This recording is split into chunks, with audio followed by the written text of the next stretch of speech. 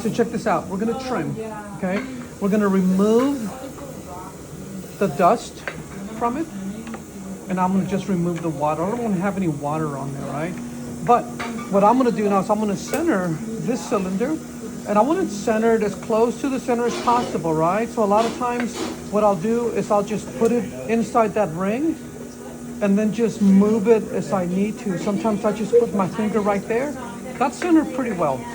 So now that I have it centered, I'm gonna go ahead and stabilize it and anchor it down with some clay. So I'm gonna push it down nice and firm, making sure that when I push down and across, I'm not going to move that cylinder from where I have set it. So I'm gonna go another one right here, hold it down, push down and across, right in there, and then get another little wad of clay.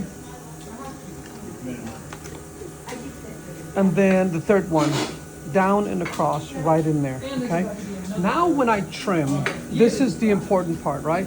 So I'm gonna use this right angle tool, and it's gonna be right there. I'm gonna work the clay, I'm gonna hold it with my left hand, right? Because I'm right-handed, and I have a loose hold where my thumb goes back and forth, right?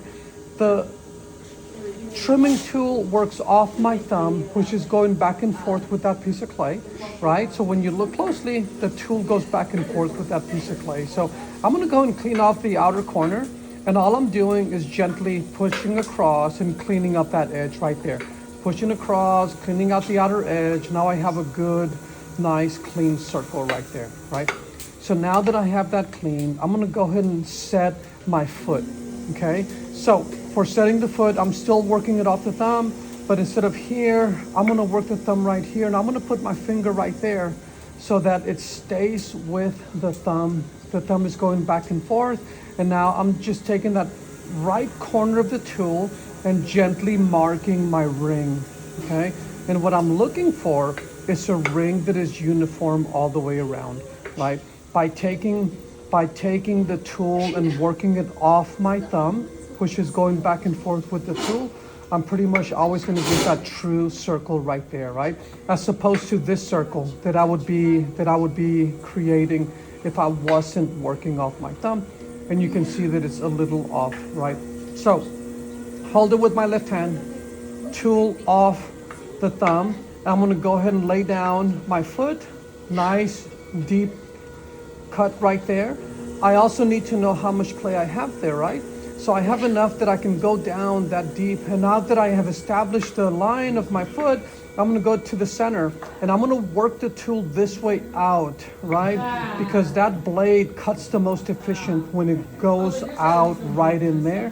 So I'm going straight out, what I call 3 o'clock out here, right? So this is 3, that's 12, this is 6. So I'm going a little bit more, all the way out, working it off my thumb, getting rid of the clay, and I have created my foot, right?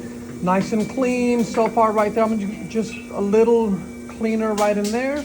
I'm now gonna take my foot, I'm gonna take the tool, you can see the angle that I have on it. I'm gonna clean the inner part of that foot, gently roll the tool all the way to the top, and then gently drop it. So now I have a nice curved foot right there, and that's my foot right there. The last thing I'm gonna do is I'm gonna get a sponge, and it's just a little damp, very little water. I'm just gonna put a little pressure right there. Clean my foot really well.